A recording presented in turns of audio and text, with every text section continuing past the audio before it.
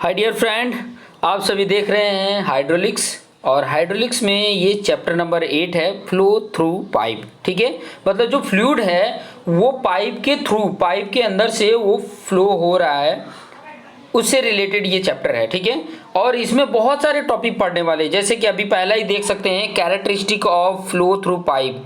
Characteristic आप सीखने वाले हैं। ठीक है, कि कैरेक्टरिस्टिक क्या क्या है। और भी बहुत सारे टॉपिक हैं, जैसे कि मैं यहाँ पर टॉपिक के बारे में ही बता दूँ। जैसे बहुत सारे टॉपिक हैं, मैं वन बाय वन करके बता दूँ। जैसे ये पहला तो आपने देख लिया। दूसरा आप इसमें देखोगे कि लॉज क्या क्या हैं of fluid friction. Fluid friction, ठीक है, फ्लूइड फ्रिक्शन के कौन कौन से लॉ हैं। तीसरा आप देखोगे कि Darcy's formula for loss head in pipe. Darcy ने क्या फॉर्मूला दिया था? डार्सी का क्या फॉर्मूला था for loss of head in pipe. ठीक है, अब वो चीज़ें भी बात करेंगे। जब ये पहला वाला पॉइंट देखोगे तो आपको समझ में आएगा। चौथा आप देखोगे कि वेरियस हेड लॉस, बहुत सारे हेड लॉस हैं। ठीक है, वेरियस हेड लॉस के बारे में देखोगे। वेरियस हेड लॉसेस क्या हैं इन फ्लो थ्रू पाइप्स, और ये लॉसेस हैं क्या, इससे रिलेटेड भी आपको नॉलेज मिल जाएगा कि ये लॉसेस हैं क्या। फिर पांचवा जो टॉपिक देखोगे वो है आपका कुछ इक्वेशंस हैं। किसके इक्वेशंस हैं? Equation for velocity of flow in pipe के बारे में देख लोगे। ठीक है, और छठा पॉइंट आप देखोगे कि रेनॉल्ड्स एक्सपेरिमेंट क्या है, किस तरीके से रेनॉल्ड्स एक्सपेरिमेंट जो है वो भी आपको समझ में आ जाएगा। रेनॉल्ड्स एक्सपेरिमेंट के बारे में भी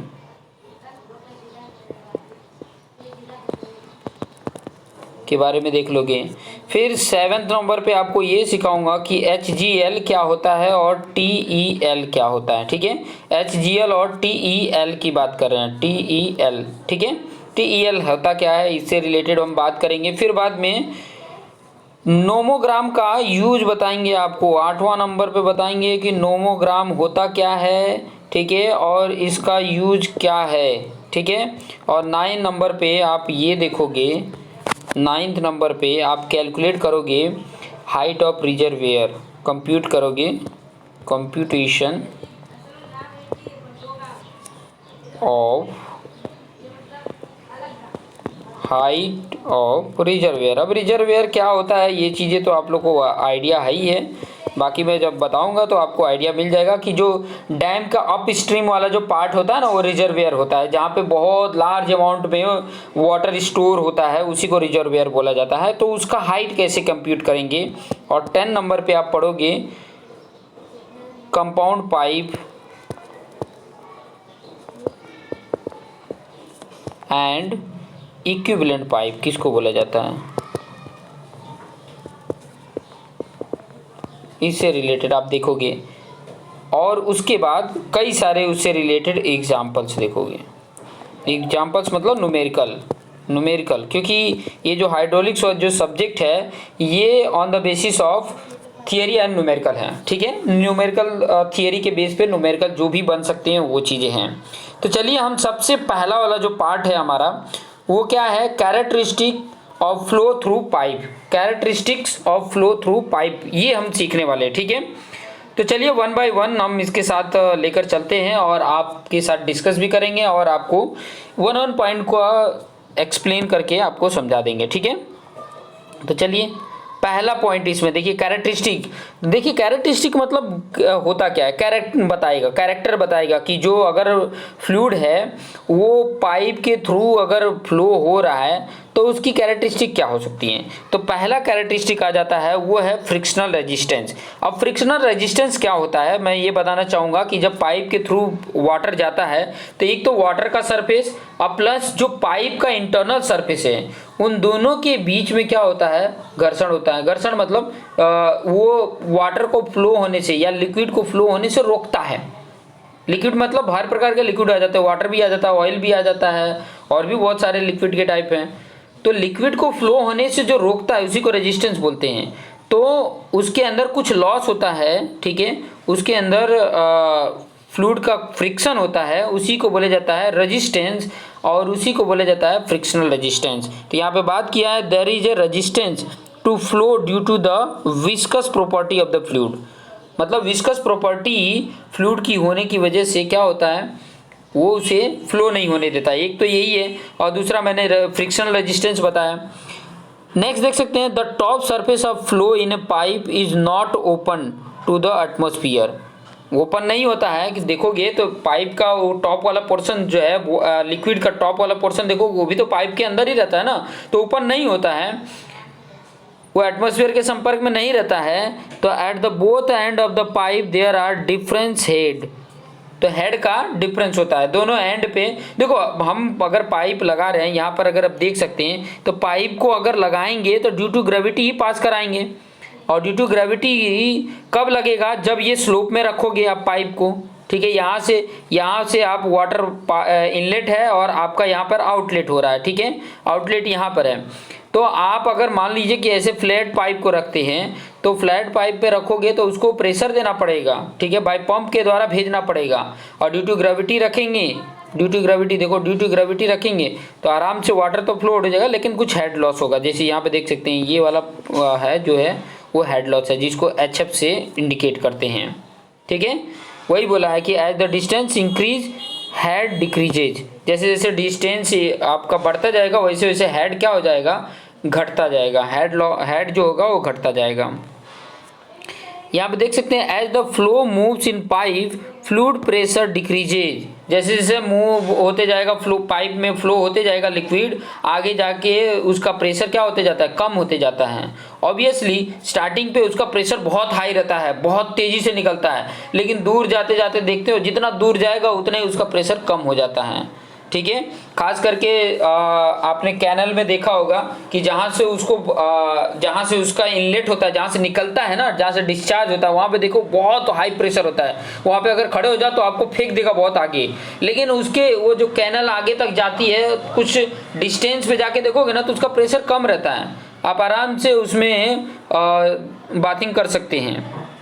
हमने तो किया है, हम लोग तो कैनल में बहुत नहाए हैं। आप लोग भी अगर कैनल्स के आजू बाजू हैं तो आप लोग को भी आइडिया ज़्यादा होगा।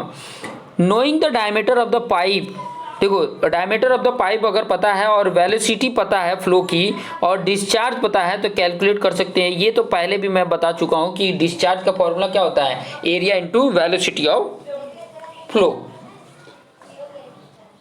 ठीक है। और एरिया कैसे निकलेगा, अगर पाइप आपका सर्कुलर सेक्शन उसका कैसा है, सर्कुलर है, तो एरिया π/4d² से आप निकाल सकते हैं।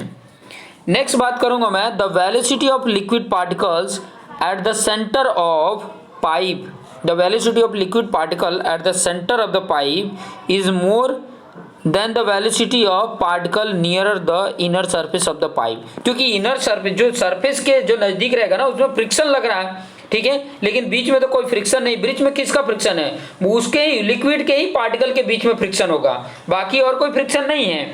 इसकी वजह से उसकी वेलोसिटी, जो इनर पार्ट है उसकी वेलोसिटी क्या होगी, ज़्यादा होगी। जैसे यहाँ पर एग्जाम्पल में देख सकते हैं, ये जो आपकी पाइप है, ये आपकी पाइप है, ठीक है।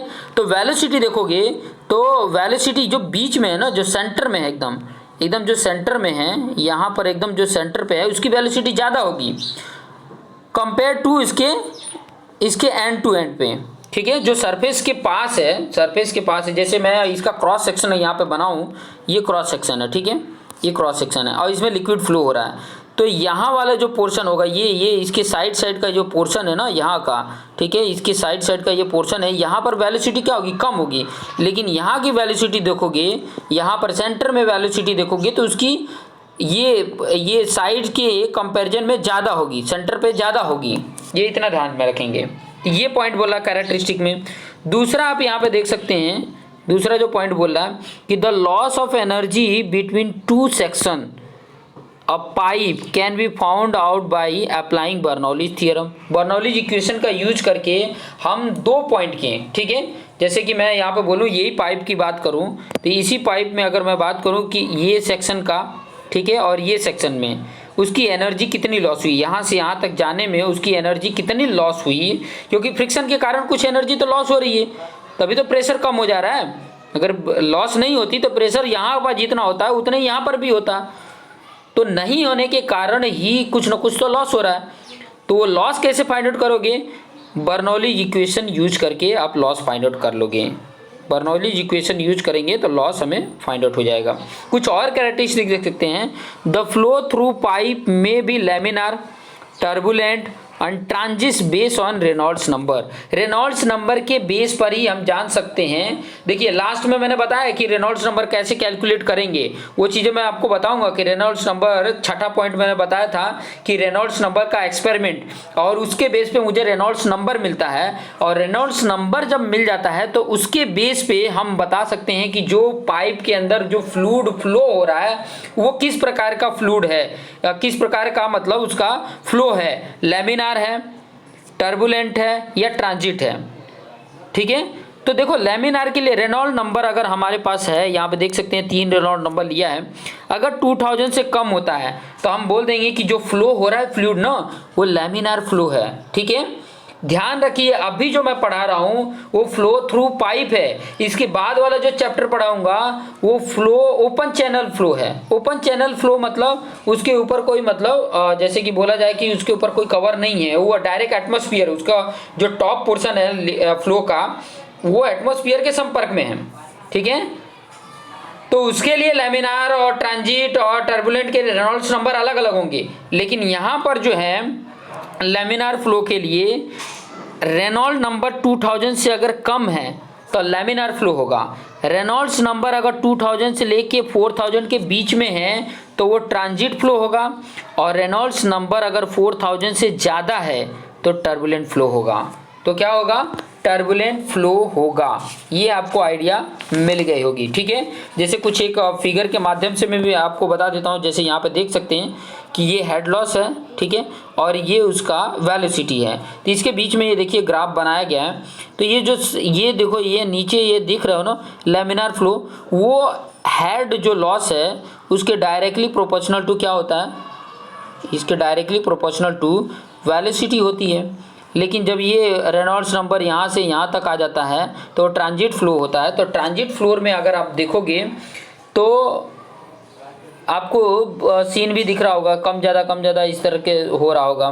फिर बाद में टर्बुलेंट फ्लो के लिए जो हेड लॉस है वो काफ़ी ज़्यादा होता है, वेलोसिटी जितनी ज़्यादा, ठीक है, देखो वेलोसिटी बढ़ती है तो हेड लॉस बढ़ता है, लेकिन अगर टर्बुलेंट फ्लो है ना तो वेलोसिटी बढ़ रही है तो उसके कई ज़्यादा, बहुत ज़्यादा मतलब हेड लॉस होगा। टर्बुलेंट फ्लो है तो उसमें हेड लॉस बहुत ज़्यादा होता है कंपेयर टू लैमिनार फ्लो के। ठीक है, लैमिनार फ्लो के कंपैरिजन में टर्बुलेंट फ्लो में हेड लॉस काफ़ी ज़्यादा होता है, ये याद रखेंगे। ठीक है, और यहाँ पे देखते हैं ट्रांजिट फ्लो जहाँ से स्टार्ट होती है उसको लोअर क्रिटिकल वेलोसिटी बोली जाती है, जहाँ पे एंड होता है उसका अपर क्रिटिकल वेलोसिटी बोली जाती है। तो ये चीज़ें आपके लिए इम्पोर्टेंट थी जो मैंने आपको बताए हैं।